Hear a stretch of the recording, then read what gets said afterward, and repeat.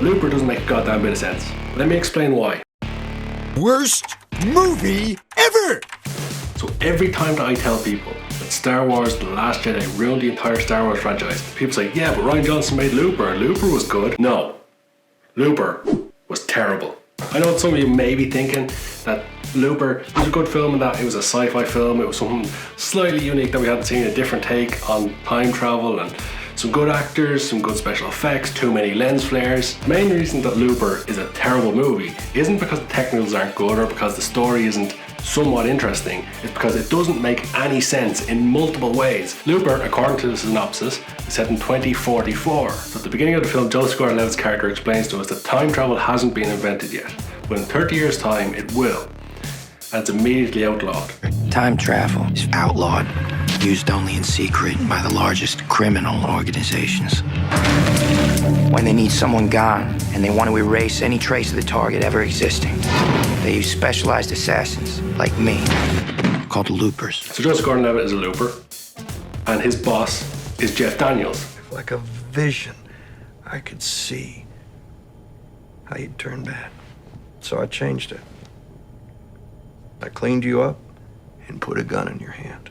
So Jeff Daniels plays the guy who came back 30 years in time. He basically hired the loopers and he's the one who pays out on the hits. So they have these like gold bars or silver bars which they cash in for real cash that they can use. And Joseph Gordon-Levitt is saving his up so he can one day sail off into the sunset and enjoy his final years. We then find out that loopers only have a 30-year lifespan. Once they agree to become a looper, they know that in 30 years time, their older self will be sent back in time and they have to kill themselves to close their loop. It's an interesting concept. But Looper doesn't make a goddamn bit of sense. Let's get into that. So after they're finished establishing all these facts, there's a scene in Joseph Gordon-Levitt's apartment where he's asleep and he's woken up by knocking on the window. Although it does sound like gunfire outside the window, wasn't the best special effect or sound effect. But it turns out it's actually his friend whose name I can't remember. For the video's sake, let's just call him Bob. So Bob comes and tells Joseph Gordon-Levitt, that's not his name, it's definitely not his name. Bob comes in and tells Joseph Gordon-Levitt something's gone badly wrong. And Bob is also a looper.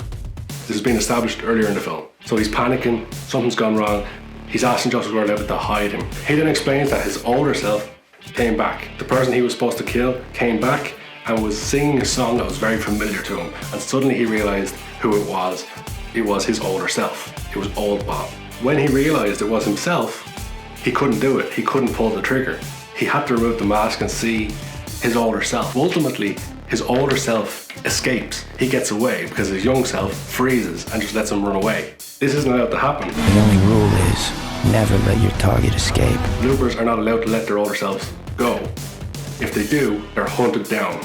Both of them. So he's asked Joseph Gordon-Levitt to hide him. It's now established that the bad guys, Jeff Daniels guys, are now after young Bob and old Bob because they have to close the loop. But young Bob tells him that old Bob, there's a lot of Bobs going on. So young Bob tells Joseph Gordon-Levitt that old Bob explained to him that there's a man called Rainmaker in the future who's closing all the loops prematurely. Rainmaker is the head bad guy in the future apparently. Then we see a cool scene with old Bob trying to climb over a fence and suddenly he gets a message carved into his arm.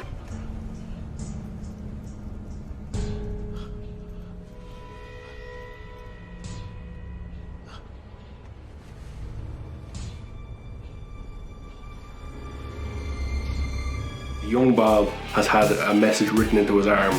My initial thought when I saw it was that young Bob's trying to contact old Bob to get him to meet him. It's an innovative way to get a message to a character. Never seen that before in a film. But then suddenly old Bob begins to lose fingers, one by one.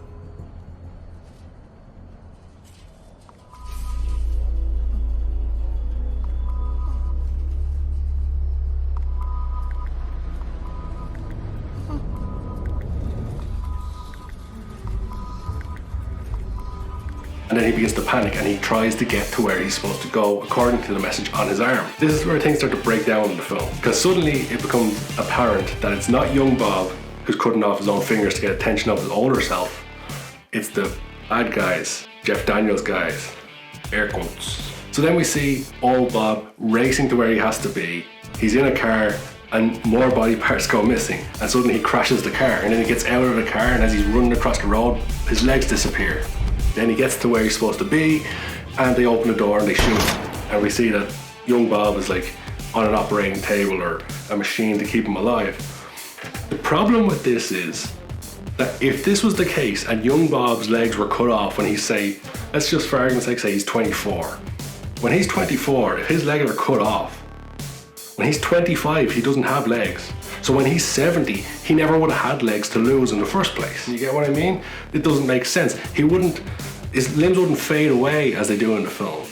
They just never would have been there. Old Bob never would have had those fingers. And if they cut off young Bob's legs when he's 24, he never would have had legs when he's 70 or however old he is to run away. He never would have been able to run away because he wouldn't have had legs if young Bob lost his legs. He couldn't run away. It doesn't make sense.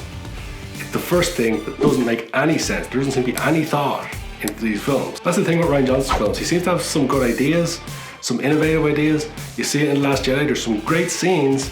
But overall, the overall story just doesn't seem to make sense. He hasn't put enough thought into it. He's kind of like Christopher Nolan without the thought. But this is all just a setup to establish what loopers are and what the consequences are if they don't do what they're supposed to do, if they don't close their loop. That's the first thing that doesn't make sense. There's plenty more because the story revolves around Joseph Gordon-Levitt's character, whose name I cannot remember. So ultimately, we get to Joseph Gordon-Levitt.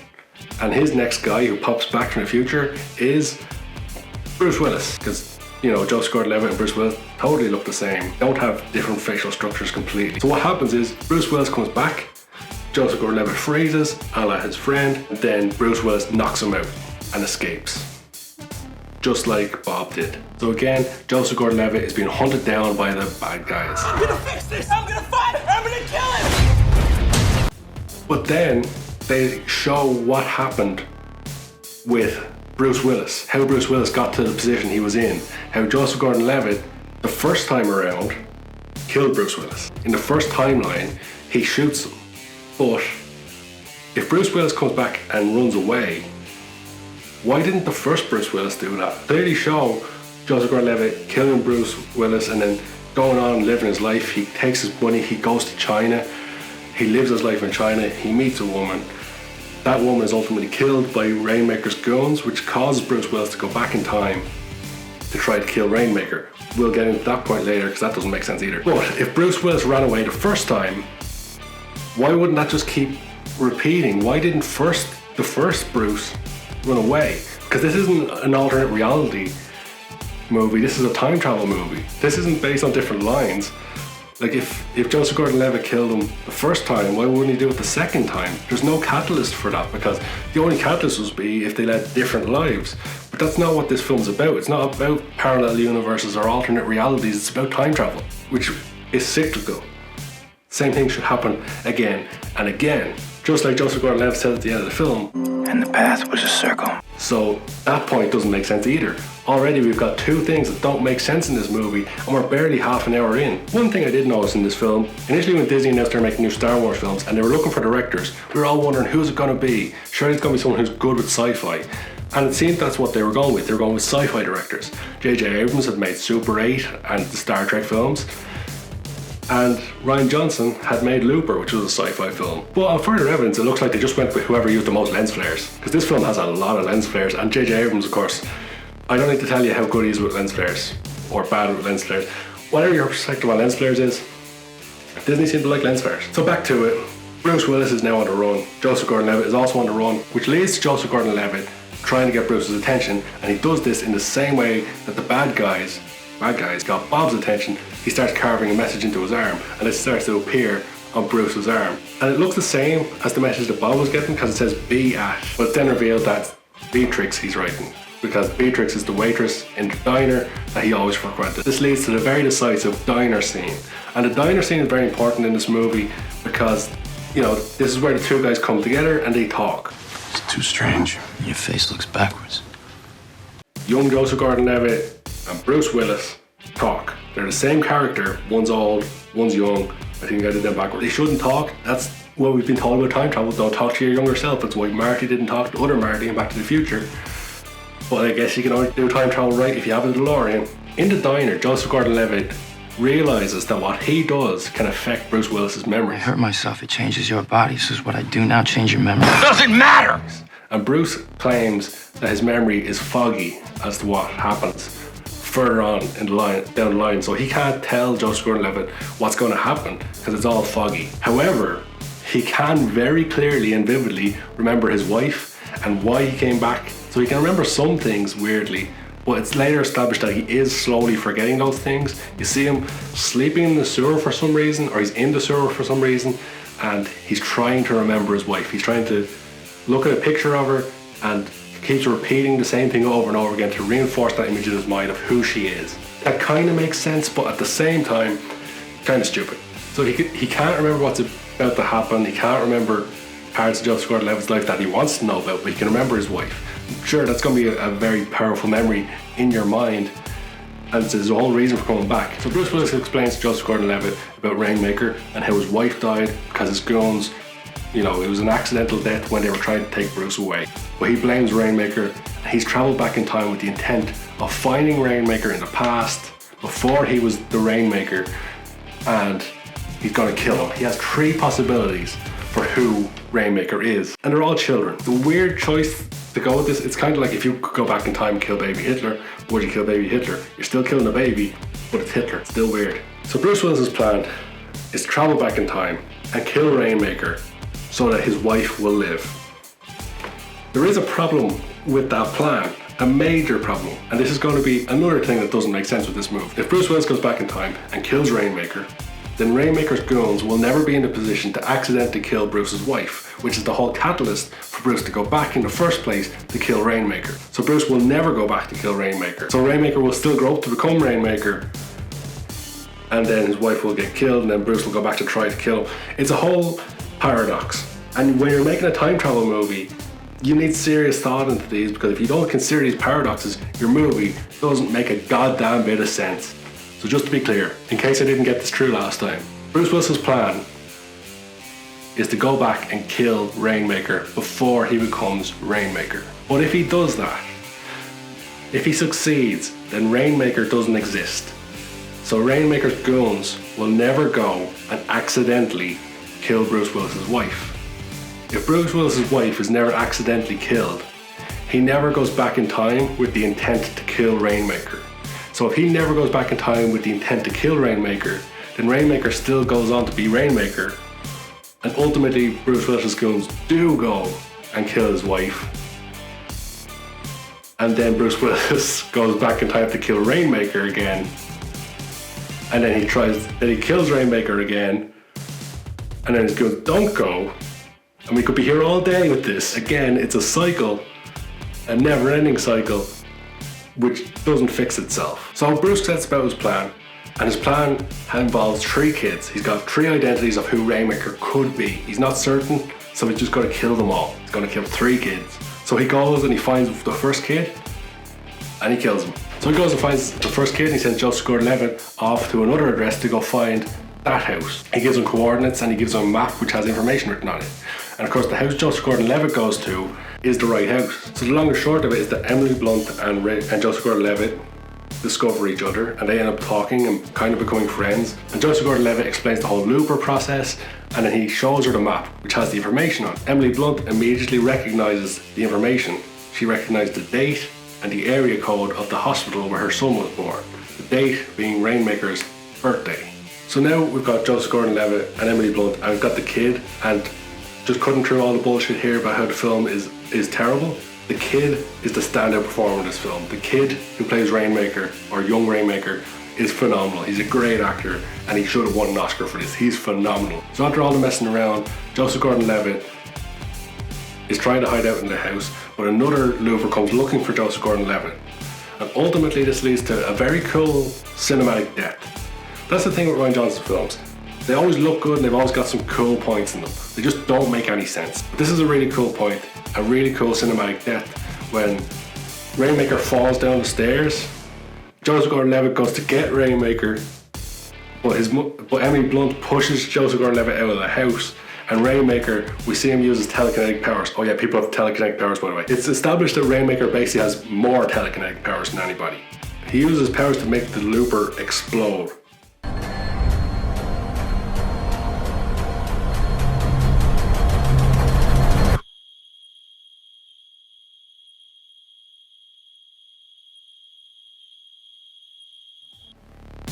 or implode. There's a lot of blood. While this is going on, Bruce Willis goes to kill the second kid, but he gets caught by the bad guys. This leads to Bruce Willis being brought to Jeff Daniels' base. Jeff Daniels, the guy they built up as like the big bad guy who's established everything, he's the one who hunts all the people down, and he's killed off screen. Bruce Willis just kills everybody, all the bad guys, apart from the whiny little guy. So there's like one bad guy left. Jeff Daniels is killed, all his goons are killed way too easily, really weak.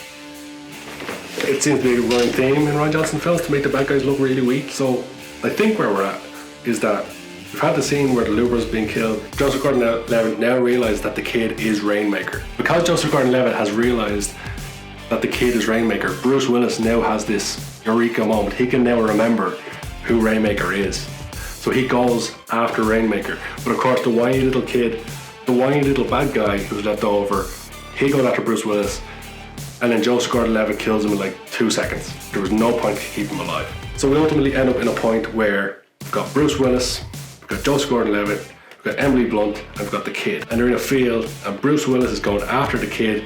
He shoots the kid, like grazes his cheek, and the kid goes down, and the kid goes to use his powers, and Emily Blunt calms the kid down before he kills them, like he did with the Looper.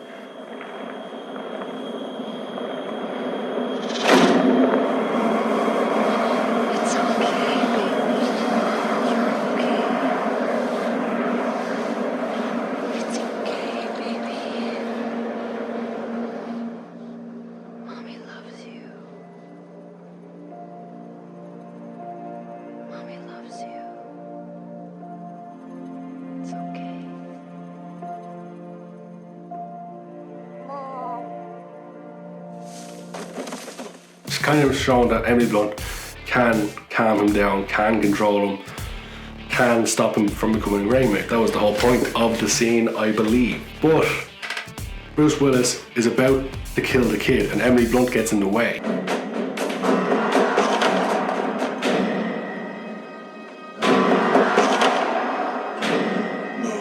Joseph Gordon-Levitt is standing at the back of the field watching this, and he has this eureka moment. He can see a vision of the future. He can see that this is the moment that makes Rainmaker, Rainmaker. Then I saw it. I saw a mom who would die for her son. A man who would kill for his wife. A boy, angry and alone, laid out in front of him the bad path. I saw it. And the path was a circle. Now, if Bruce Willis shoots Emily Blunt, as he's about to do, to get to the kid, that is the moment that makes Rainmaker Rainmaker, because it leaves the kid alone, bitter against the world. Classic bad guy backstory. So what does Joseph Gordon-Levitt do? The only sensible thing he can think of, he shoots himself.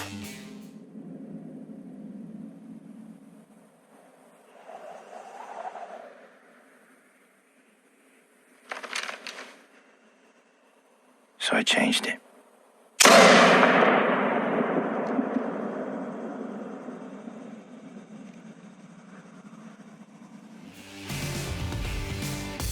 So the young character, the young version of the character, shoots himself. And now Bruce Willis doesn't exist. The only problem here, and yeah, there is another problem, if Joseph Gordon-Levitt, who's standing in the field, shoots himself, then Bruce Willis never exists. But if Bruce Willis never exists, he'll never travel back in time with the plan to kill Rainmaker, and he will never meet his younger self, and he will never give Joseph Gordon-Levitt the piece of paper with the instructions on it, with the coordinates of it. So Joseph Gordon-Levitt will never end up at Emily Blunt's house. He'll never meet Emily Blunt. He'll never meet Rainmaker. He'll never be in the position he is when he shoots himself. He'll never be there to see Bruce Willis chasing the kid, because Bruce Willis won't exist. He wouldn't be there to take the shot, so he'd never kill himself. It's a complete paradox that could never happen. He can't shoot himself in that scenario, because if he did, he just wouldn't be there in the first place. It creates a whole loop that has no ending. The only way that Joseph Gordon-Levitt could stop Bruce Willis from killing Rainmaker's mother and forcing Rainmaker to become Rainmaker, The only way he could have possibly done that is to travel back in time, so he would have had to kill Bruce Willis maybe. Or let Bruce Willis do his thing and kill whoever he has to kill. Then Joseph Gordon-Levitt has to go and find time travel technology, which has been outlawed, and he has to travel back in time. You know, he has Jeff Daniels there. If they left Jeff Daniels alive, he could probably help. Joseph Gordon-Levitt has to go back in time, find his younger self, convince his younger self to kill himself.